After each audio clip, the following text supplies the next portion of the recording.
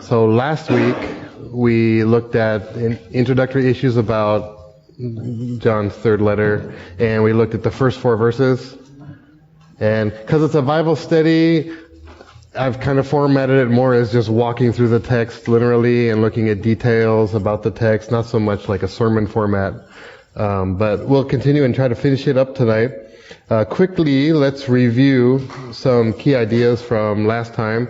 Last time we talked about 3 purposes for this letter. One is John wanted to commend this brother Gaius for his hospitality toward traveling missionaries. So this is a letter written to Gaius, who's a believer, and commending him for his hospitality toward traveling missionaries. We'll look at that in detail tonight. Second purpose, reason why John wrote this letter, was to warn Gaius of the troublemaker Diotrephes. Diotrephes' arrogant inhospitality toward traveling missionaries. So the issue is taking care of missionaries who are visiting your town. Gaius did a great job. Diotrephes wouldn't even let them in the door. And that's something we'll talk about tonight in verses 9 and 10. And third purpose of this letter was to recommend the traveling missionary Demetrius, who we'll see in verse 12 tonight, to receive hospitality from Gaius and his church. So 3 purposes for this text. And then we also see, last time we talked about 3 themes of John. One is truth. And we talked about walking in the truth, was the central idea of the first 4 verses. And the rest of the text will show us one example of walking in the truth and also example of love. Love is a theme throughout all of his letters and his gospel. And we'll see love coming back in there again. This love is central to John's writings. And here in 3 John, it's specifically focused on the love between fellow believers. And this love is grounded in Jesus' command, which John himself wrote down in John 13:34 and 35, when Jesus commands to love one another as I have loved you. So that is a central idea in a lot of John's writing. And it's expressed through both word and deed. What you say to each other and what you do for each other. One specific way that this love is lived out is the third theme, which is hospitality. Specifically in 2 John and 3 John is the issue of caring for missionaries. And that's also what we'll be looking at tonight. So these 3 we looked at last time, and we're going to see them pop up again as we go through the text tonight. 3 John is about the necessity of providing for missionaries who are visiting. And these would be true missionaries of the true gospel. In contrast, 2 John was about not showing hospitality toward false missionaries, false teachers. So they're kind of contrasting between these 2 letters. Let me show you just a breakdown of the structure of 3 John. So the whole thing in one big outline, which is it's broken down on your handouts there as well. Last time we looked at the introduction. So that was verses 1 through 4. It starts with the greeting. John calls himself the elder. Then he has a prayer and then expresses thanksgiving for Gaius' faithfulness, walking in the truth. Then you get to the body of the letter. That's verses 5 through 12, which has 3 parts. I'll just put the whole thing up there. Commendation of Gaius, verses 5 through 8. Condemnation of Diotrephes, verses 9 through 10. And a recommendation of Demetrius, verses 11 and 12. And then the letter has a conclusion, verses 13 through 15. So a lot going on here. So first, we want to look at the body and start with verse 5. So let's read verses 5 through 8 first. So this is 3 John, verses 5 through 8. John writes, "Beloved, it is a faithful thing you do in all your efforts for these brothers, strangers as they are, who testified to your love before the church. You do well to send them on their journey in a manner worthy of God, for they have gone out for the sake of the name, accepting nothing from the Gentiles. Therefore, we ought to support people like these, that we may be fellow workers for the truth. So this is right here, body number, and then part 1 of the body, Commendation of Gaius. In the beginning of this letter, John emphatically states how pleased he is with Gaius. That was last time, the first 4 verses.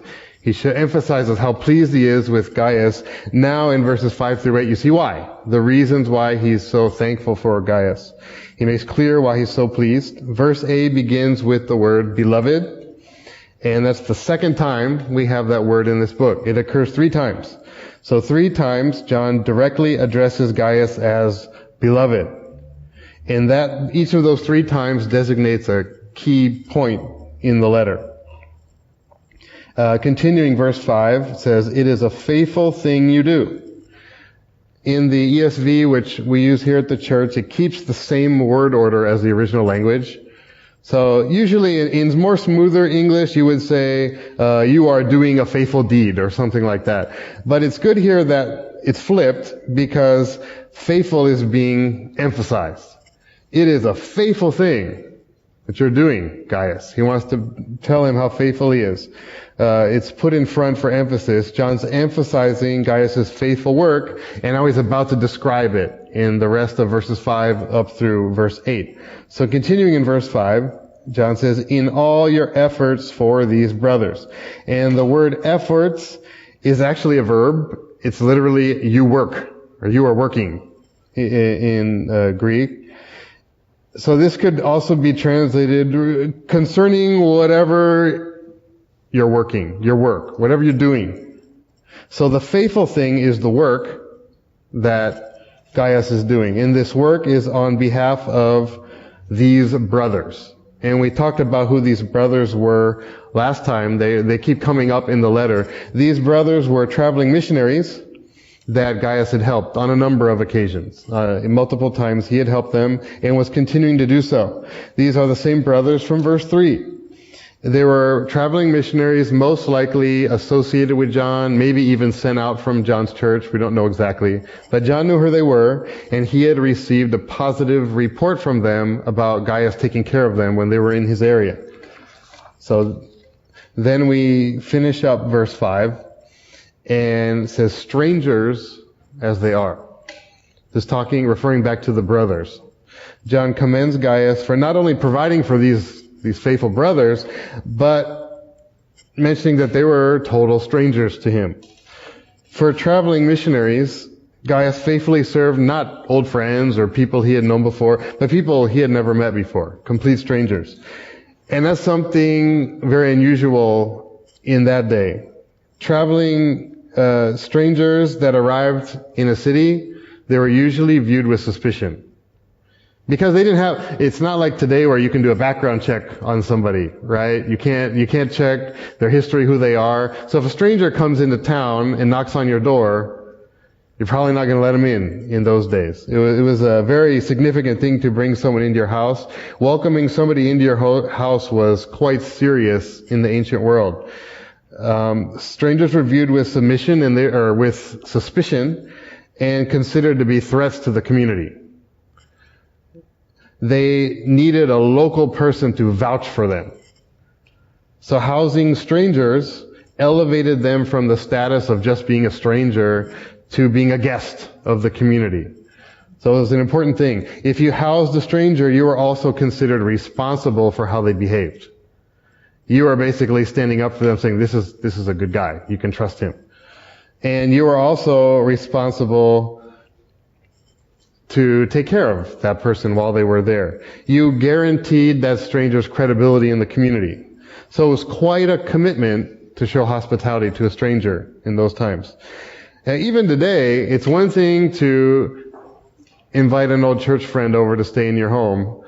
That's totally different from a complete stranger comes to town saying they're a missionary and you bring them into your home. It's different, right? You don't know this person. It takes some faith to do that. Let's just imagine this is the situation that Gaius would be in when he was reading this letter. It's like your doorbell rings late one evening. You open the door and there's a stranger standing there with a letter in his hand. And the letter is supposedly from somebody you know, that you both know.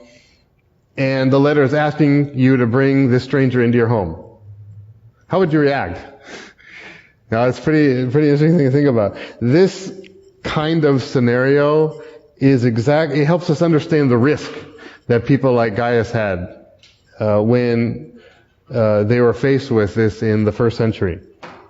So despite the potential danger, Gaius took in these traveling missionaries he had never met before, total strangers, housed them, provided for them, and gave them everything they needed for their travel and ministry in that area. And that's what he's being commended for. We mentioned last time that having homes to stay in was really important for Christians in the first century because they didn't have nice, clean hotels to stay at.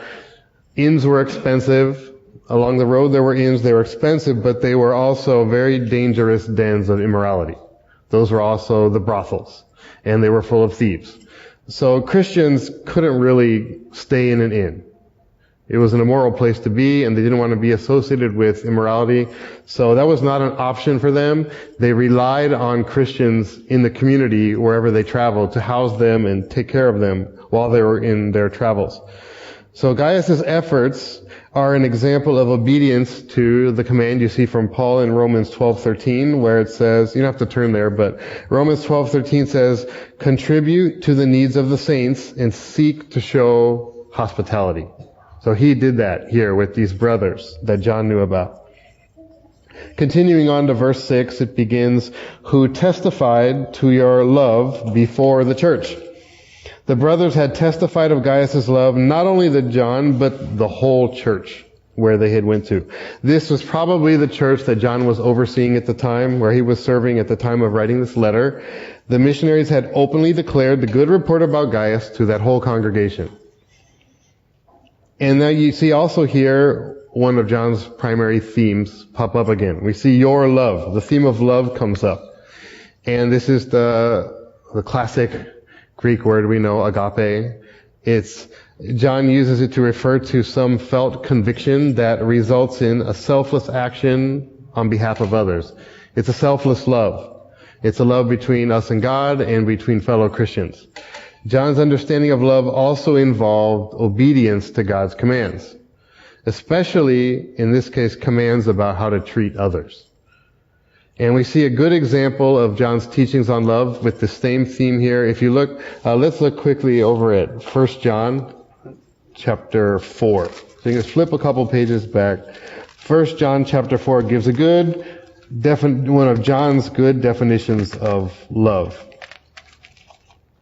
1 John 4, verses 11 through 18. 1 John 4:11. Beloved, if God so loved us, we also ought to love one another. No one has ever seen God. If we love one another, God abides in us, and His love is perfected in us. By this we know that we abide in Him and He in us, because He has given us His Spirit. And we have seen and testified that the Spirit has sent His Son to be the Savior of the world. Whoever confesses that Jesus is the Son of God, God abides in Him and He in God. So we have come to know and to believe the love that God has for us. God is love. And whoever abides in love abides in God, and God abides in him. By this is love perfected with us, so that we may have confidence for the day of judgment. Because as He is, so also are we in this world. There is no fear in love, but perfect love casts out fear. For fear has to do with punishment, and whoever fears has not been perfected in love. In verse 19, we love because He first loved us. There's one of the explanations of love in John's writings. This was the kind of love that Gaius showed toward these traveling missionaries, and that they in turn testified to the church. And John is reacting to that testimony. The New Testament scholar Yarborough comments, Gaius' love is not an emotional sensation, but a concrete act of compassion on behalf of traveling Christians, whom Gaius did not even know. So that kind of sums up the idea here.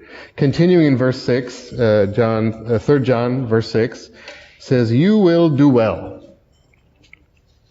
You will do well is a Greek way of saying please, actually. we use this sometimes in English. Sometimes we say, maybe you're telling a kid, you would do well if you listen to what I said. So kind of an indirect way of saying, please do what I'm saying. It's a directive rather than a prediction. This introduces one of the specific purposes of this letter. John is requesting that Gaius continue to show hospitality toward traveling missionaries, and we're going to see a few verses later in verse 12 that John most likely has one specific missionary in mind, as well as any others that would go to Gaius's area. And then verse 6 continues, to send them on their journey. And this originally is just a verb, sending forth. Sending forth, and it can refer to not only the act of sending somebody out from a location, but providing for them with all the support and provisions they need for their journey. So you don't just send somebody out empty-handed. You give them food and provisions and everything they need to go from where they are to the next point of their journey. A good host would make sure that his guests were sent on their way refreshed and fully supplied for the next stage of their journey. And then verse 6 ends with, in a manner worthy of God. The last phrase here shows the manner in which you're to send forth these traveling missionaries. And there's a lot of debate about what does this mean? What do you mean in a manner, what does worthy of God mean? And there I came across at least 4 interpretations. You don't need to write them down, but just so you know, one is worthy of God could mean give generously as God would give. Another is in a manner befitting those serving God. Another would be in such a way that God would approve, in a way that was pleasing to God. Or a fourth one, a service that is worthy of being rendered to God Himself. And you see, just looking at it here, it says worthy of God. It doesn't say worthy of a servant of God. It says worthy of God. So I think that rules out referring to the person being sent, and more, it seems to be more referring to some relationship with God. It refers to God either being the receiver of this or the giver of it. So is it either show hospitality in a manner like God would, or show hospitality as if you were showing it toward God? And that might sound a little strange, because the last one, because you can't directly show hospitality toward God. He has everything. He owns everything, right? You're not going to invite God into your home and give Him a sandwich. You know. But I believe Jesus' teaching supports this latter interpretation, because although we can't directly show hospitality toward God, we can indirectly show hospitality toward God by showing hospitality toward His servants. And Jesus brings this up in Matthew 10:40. You can just write down if you want that reference there. Matthew chapter 10 verse 40. When Jesus sent the 12 disciples out on their first mission, He said, whoever receives you receives me, and whoever receives me receives Him who sent me. And that Him is God. So the logic that Jesus is presenting is this. Showing hospitality toward Christ's disciples equals showing hospitality toward Christ. Showing hospitality toward Christ equals showing hospitality toward God. Therefore, showing hospitality toward a traveling missionary is tantamount to showing hospitality toward God Himself. So that's what I think is the clearest meaning there, just keeping the grammar as it is, not adding any words, and it goes in line with Jesus' teaching. You also see this idea when Jesus talks about the judgment with the separation of the sheep and goats in Matthew 25. And we can take a moment, flip over there to Matthew chapter 25. You'll see it come up clearly. Matthew chapter 25, starting in verse 31. Matthew 25, starting in verse 31. When the Son of Man comes in his glory and all the angels with him, then he will sit on his glorious throne. Before him will be gathered all the nations, and he will separate people one from another as a shepherd separates the sheep from the goats. And he will place the sheep on his right, but the goats on the left. Then the king will say to those on his right, "Come, you who are blessed by my Father, inherit the kingdom prepared for you from the foundation of the world. For I was hungry, and you gave me food. I was thirsty, and you gave me drink. I was a stranger, and you welcomed me. I was naked, and you clothed me. I was sick, and you visited me. I was in prison, and you came to me." Then the righteous will answer him, saying, "Lord, when did we see you hungry and feed you, or thirsty and give you drink? And when did we see you a stranger and welcome you, or naked and clothe you? And when did we see you sick or in prison and visit you?" And the king will answer them, "Truly I say to you, as you did it to one of the least of these my brothers, you did it to me." And I like that connection specifically to my brothers. These are fellow Christians. Those who take care of fellow Christians do it to Jesus Christ himself. And you'll get the opposite side of that. If you go down, we can just go down to verse 45. Then he will answer them saying, "Truly I say to you, as you did not do it to one of the least of these, you did not do it to me." So same idea from the opposite side. So to sum up so far, in verse 6, John asked Gaius to continue showing hospitality toward traveling missionaries and to send forth them as if they were supplying God himself. So with the best manner possible. Going on, 3 John verse 7, "For they have gone out for the sake of the name." The next two verses, verse 7 and 8, give 3 reasons why the traveling missionaries ought to be supported. And then this verse starts with a 4. So it's giving us the reason why. First, these itinerant preachers have gone out for the sake of the name. This phrase occurs 5 times in the New Testament, and it's always referring to Christ's name. For the sake of Christ, for the sake of the name. These missionaries were worthy of support because they were working for Christ's sake, by proclaiming the gospel and magnifying Christ's name in the world. Then we get a second reason, continuing in verse 7, accepting nothing from the Gentiles. So the second reason these missionaries were worthy of support is that they received nothing from unbelievers. And you see here it's translated the Gentiles, and usually we think of Jews and Gentiles as being non-Jews, but actually it's a different meaning here. Although the Greek word does refer to foreign nations, the word here is not the standard word translated Gentiles. You might have heard of it before, ethnos. It's where we get the word ethnic or ethnicity from. That means nations or Gentiles.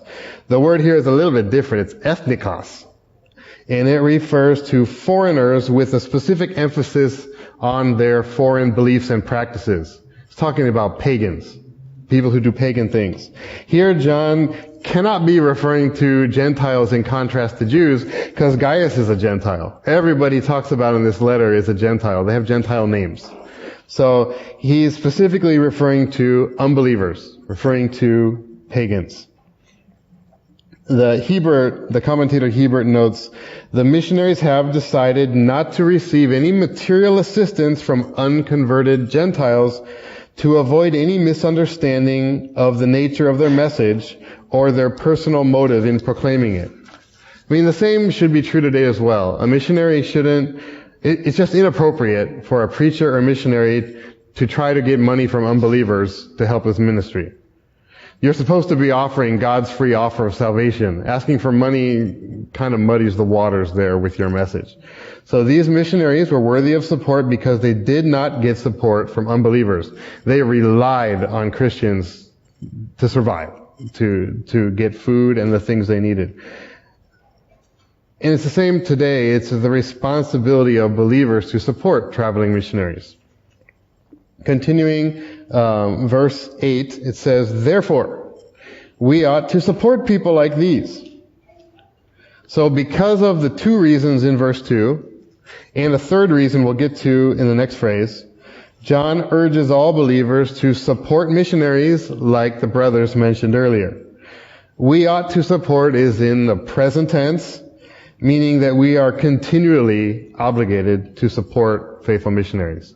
It's not a one-time deal. And the word support in the original implies receiving someone as a guest. It's not just giving money to somebody. It's actually receiving them as a guest.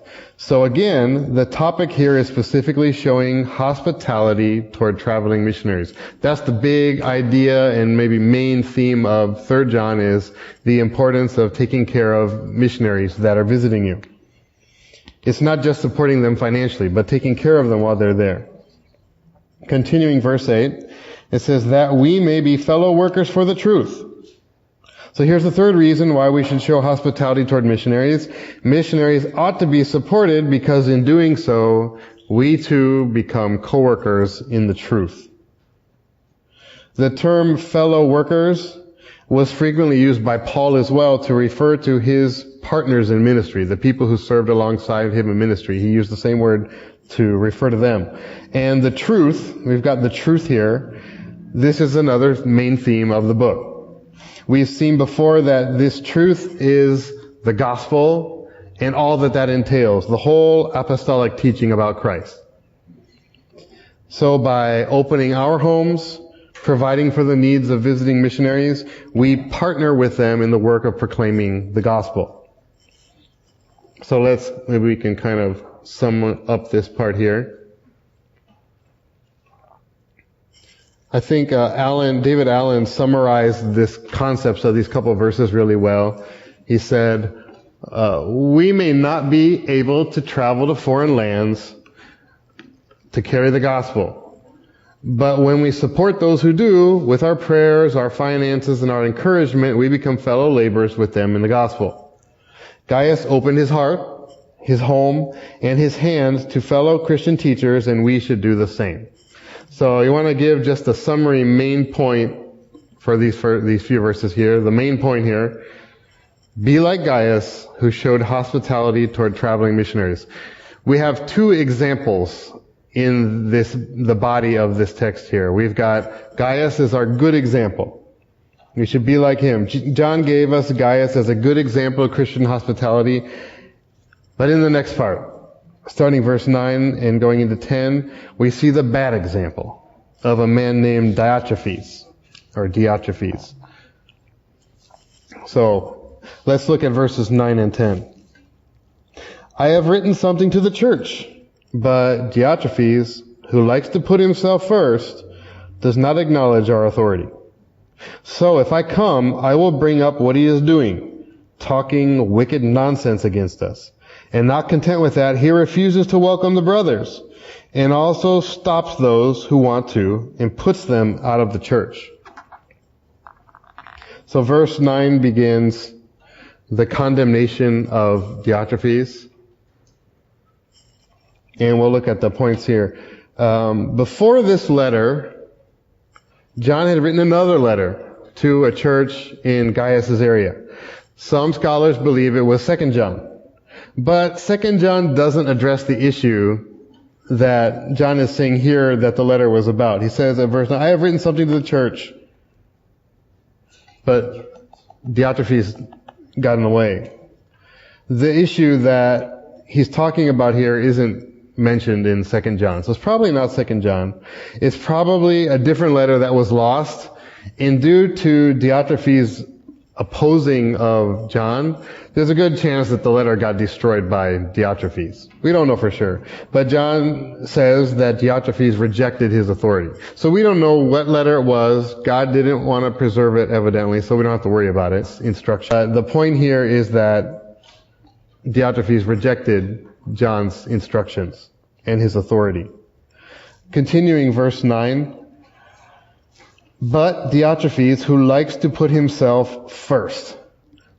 So now we start to see a 6-fold description of this man, Diotrephes. 6 things about him, his character and actions. The order of the words here in Greek is kind of interesting. It's actually flipped around. So our English says Diotrephes, who likes to put himself first. the description, who likes to put himself first, comes first in Greek. So, if you're reading this, before you even know the name of this guy, he's called the guy who likes to put himself first. So that's defining who he is, really. The first thing we know about him, even before his name, is that he loves being first. It also indicates in the original that he loves being first over them, which refers to the members of his church. So, Diotrephes, first and foremost, loves himself, and he wants to put himself over his church. He wants to lord it over his church. So that's our first point here, is he loved to be first. Diotrephes loved being in charge and controlling the other members of his church. He loved having preeminence. Now there's an obvious problem with that. There's only one who has the right to have preeminence over the church, and that's the Lord Jesus Christ. So Diotrephes was not only usurping John's authority by rejecting his letter, he was usurping Christ's authority as the preeminent one of the church. It's a very serious issue. He was ignoring Peter's exhortation in 1 Peter 5:3, where Peter tells elders to not be domineering over those in your charge, but be examples to the flock. So he's disregarding 1 Peter 5:3. He's also ignoring Christ's statement in Mark 9:43 and 44, when Christ said, "Whoever would be great among you must be your servant, and whoever would be first among you must be slave of all." That doesn't sound like putting yourself first, right? So he has his ideas totally backwards. So the first character trait of Diotrephes is he loved to be first. Going on in verse 9, he says, does not acknowledge our authority. So Diotrephes rejected John's authority, and it says our authority. So it's John and those associated with him, the brothers he had sent. It wasn't just John, but all those associated with him. And what seems to have happened is that John sent some traveling missionaries to Diotrephes' church, probably with a letter much like this one, saying, hey, these guys I can vouch for them, take care of them. But Diotrephes paid no attention to John's letter and refused to house these brothers. Flat out refused to house them. So Diotrephes' second characteristic is that he rejected John's authority. And you don't want to reject an apostle's authority. That's a really dangerous thing to do. Then we get to verse 10, which begins, so if I come, I will bring up what he is doing. The so here can be translated for this reason, like in the NASB. I think it's a little more clear when you draw it out like that. For this reason, or because of this. Because of what? Because of what Diotrephes did in verse 9. Because of Diotrephes' actions in the preceding verse, John planned to come personally and straighten things out himself. What stood out to me here is that John knew that God had given him apostolic authority, and he wasn't afraid to use it when he was challenged. He knew he was in the right and would personally settle the issue. The rest of this verse then gives the remaining characteristics of this man, Diotrephes. The verbs are all in present tense, which means these are things that Diotrephes was continually doing, not just a one-time rejection of missionaries. This was his regular habit whenever missionaries would come to his area. His disregard for authority and general inhospitality were a regular problem. So we see, continuing verse 10, he was talking wicked nonsense against us. So the third characteristic we get is he spoke wickedly against John, and also John's co-workers. The words talking nonsense here refer to making outrageous statements, malicious gossip about somebody, slandering. Today we would say bad-mouthing, right? In our vernacular, bad-mouthing. So Diotrephes' bad-mouthing of John was full of wicked words. And then continuing verse 10, and not content with that, he refuses to welcome the brothers. Diotrephes' wickedness did not end with just evil words. He refused to receive traveling missionaries associated with John, and these are most likely the same brothers we've heard about in verse 3 and other verses throughout this letter. These are the ones who gave a good report to John about Gaius. They gave a bad report about Diotrephes. And it says here, he refuses to welcome the brothers. In the original, he is emphatic. There's like a double he there. It's like he himself refuses. Put up in the front to emphasize Diotrephes' personal involvement in this inhospitality.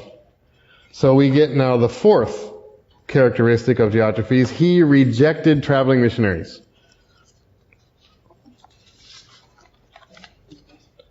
But even then, he didn't stop there. He not only rejected them, but continuing verse 10, it says, and also stops those who want to.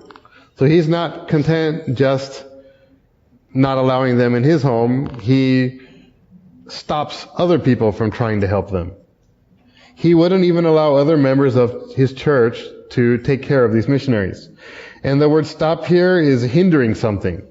And in the New Testament, it's used often to refer to wrongful obstruction of the progress of something that shouldn't be opposed. So, for example, Jesus used this word when he told the disciples to stop hindering the little children from coming to him. Jesus said, let the little children come. Don't hinder them. That's the same word. So it's for obstructing something that shouldn't be obstructed. He's hindering something he should not be hindering. So that gives us the fifth characteristic of Diotrephes. He forbid believers from supporting traveling missionaries. So not only did he reject them, he made the local Christians reject them as well. He hindered believers from supporting traveling missionaries. And then verse 10 finishes with, and puts them out of the church. So Diotrephes is so adamantly opposed to any ministry other than his own that he even kicked out of the church anyone who helps the traveling missionaries who came to town. Although we don't know if he was the pastor or elder of the church, he evidently had control of the home in which they met. So remember, in the first century, there are no church buildings. It was always house churches. So there's a good chance, since he's able to actually kick people out of this church, even if he's not the pastor, he may have been the one wealthy enough to have the house they're meeting in, because he could just kick them out of his house. Putting someone out of the church in those days had much more serious consequences than today. Kind of unfortunately, actually. Because today, if somebody creates a grievous sin and gets put out of the church, they can just go down the freeway and find another church and pretend like everything's all right. I've seen that happen countless times. It wasn't like that in the first century. In those days, being put out of the church meant being cut off from Christian fellowship and abandoned, thrown out into that pagan society that was hostile to Christians. It totally threw them out there. And a lot of times to become a Christian, they got kicked out of their families to begin with. So they don't have a family to go back to. They're disconnected from the community, but now they're kicked out of the only community they had. It's a very serious thing. So the sixth and final, so what Diotrephes is doing is quite despicable. Here's the sixth thing he was doing. He threw out of the church those who supported traveling missionaries. Quite shocking thing to do. So he was actually throwing out of the church those who would help missionaries. So after you write that down, I'll give you one summarizing point for this part. So here's kind of the big idea for this section. Don't be like Diotrephes, who rejected apostolic authority, spoke evil of believers, was inhospitable toward traveling missionaries, and hindered others from helping them. So he is our bad example. Don't want to be like that. Then we come to the last section of the body of the letter. John has praised Gaius for his hospitality. He has warned Gaius about Diotrephes' inhospitality, and now he's going to address a really pressing issue at hand. This is another purpose for this book. Going to verses 11 and 12, we get to the recommendation of Demetrius. We have a third character in this letter now. Verse 11, begins, "Beloved, do not imitate evil, but imitate good." This is the key lesson of this letter. It's also the first command you get in this letter. It's the first commanding verb you see in this whole letter.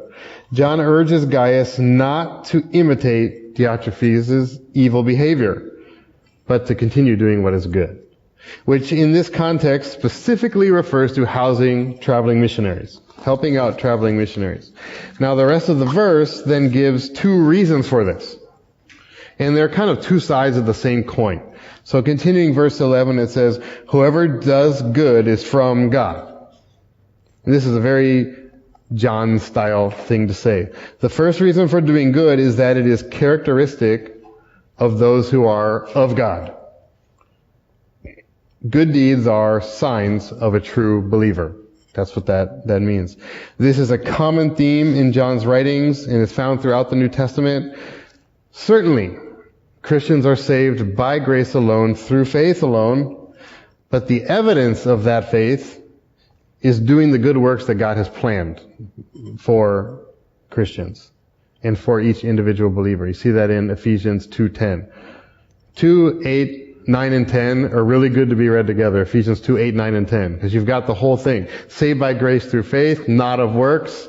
And then saved for good works that God has planned for us. Obedience is the external, observable proof of salvation. It's not what saves you, but it shows that you are saved. And then verse 11 continues, "Whoever does evil has not seen God." So the second reason for John's command is the flip side of the first. John often associates seeing God with knowing God. You see that in the Gospel of John, you see that in 1 John. Seeing God means knowing God. So this phrase, has not seen God, means someone is not a true Christian. This verse teaches us that our character and behavior evidence our relationship with God or our lack of that relationship. We all naturally imitate others, so we must be sure to imitate what is good rather than what is evil. Then John gives an opportunity for Gaius to live this out. He's urged him, he's given him a command to do what's good, and now he gives him a specific way that Gaius can do good. And that's verse 12. Verse 12 begins, "Demetrius has received a good testimony from everyone." So if you're just reading this through, actually let's look at, just read 11 and 12 straight through. "Beloved, do not imitate evil, but imitate good. Whoever does good is from God. Whoever does evil has not seen God. Demetrius has received a good testimony from everyone and from the truth itself." You're like, where'd this come from? Just pops up, Demetrius. Okay. Well, this is the immediate application of what John had commanded Gaius in verse 11. The way that he could do good, which in this letter is specifically about showing hospitality toward traveling missionaries, he gets to do specifically with Demetrius. John has praised Gaius' hospitality in verses 5 through 8. He has condemned Diotrephes' inhospitality in verses 9 and 10. And now he asks Gaius to extend his hospitality again for this brother Demetrius. We don't know anything about who this person is other than that he was recommended by John. There's no other references to him in the Bible. But Gaius, here's the situation. Gaius opens his door and Demetrius is standing there with 3 John in his hand. Right? This letter from John, a letter of recommendation. We talked about that last time. And Demetrius needs a place to stay because he's a traveling missionary. And he may have already been rejected by Diotrephes. We don't know for sure. But he needs a place to stay. John then gives here in verse 12 a threefold testimony on Demetrius' behalf to assure Gaius of his character. And that goes in line with the, in the Old Testament, it says that you needed some truth was established by 2 or 3 witnesses. So John gives 3 witnesses here for Demetrius. That's just a Jewish habit. You know, John was a Jew, and he would incorporate things he grew up in into his teaching. So you have a threefold witness here. First, let me give you these here. So the 3 witnesses, and that idea comes from Deuteronomy 19:15 and elsewhere. First one is other believers. So it says here, Demetrius has received a good testimony from everyone. So Demetrius is well spoken of by the believers associated with John. And then continuing verse 12, it says, and from the truth itself. The second testimony is a little more difficult to understand. How can the truth testify to you? However, throughout this letter, John has referred to the gospel as the truth. That's been one of the themes throughout this letter. So this most likely means that Demetrius' character and conduct were so in line with the gospel that the truth of the gospel was declared in his life. His faith was confirmed in the quality of his character and devotion to Christ. So we can be sure that Demetrius, like Gaius, was walking in the truth, which was another idea we saw in verse 4. And then we have second one, the truth is the second witness. And then the third, John and his associates. Verse 12 continues, we also add our testimony. So the third testimony to Demetrius' character was that of John and his co-workers. The our here. Verse 12 continues, and you know that our testimony is true. So John ends the verse by reminding Gaius that his testimony is reliable. It's kind of a gentle way to hint to Gaius that he should do what John's telling him to do right now. You know that I'm reliable, so you can trust this guy. It's giving him a hint to take in Demetrius. So, a way you want to summarize this in a sentence, verse 11 and 12. Show hospitality toward faithful traveling missionaries like Demetrius is our example here in verse 12. Then we get to the closing part of the letter, verses 13 through 15. Let's just read those quickly. I had much to write to you, but I would rather not write with pen and ink. I hope to see you soon, and we will talk face to face. Peace be to you. The friends greet you. Greet the friends, each by name. So this starts in verse 13 with, I had much to write to you. So now we're on the conclusion. I had much to write to you. John knows that this letter is too short. Not just us, but he knows this is a really short letter. And it's inadequate to say all the things he wants to say to his beloved friend Gaius. And then he continues, verse 13, but I would rather not write with pen and ink. So John's reason for writing such a brief letter is that he prefers speaking in person to the impersonal nature of written correspondence. And note he says a pen and ink. This is parallel to paper and ink in 2 John 12. So that's one little clue that John wrote 2 John and 3 John around the same time and in a similar situation, because he uses the similar phrases there. Then verse 14, I hope to see you soon, and we will talk face to face. So John expresses his desire to see Gaius. Rather than communicating more on paper, John anticipates meeting Gaius in the near future so they can talk in person. And it's just a funny note here. It says, we'll talk face to face. In Greek, they say mouth to mouth.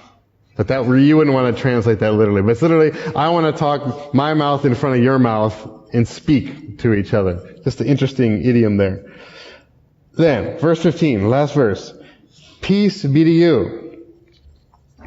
This is not the normal closing greeting we read in the New Testament, right? You always see grace and peace.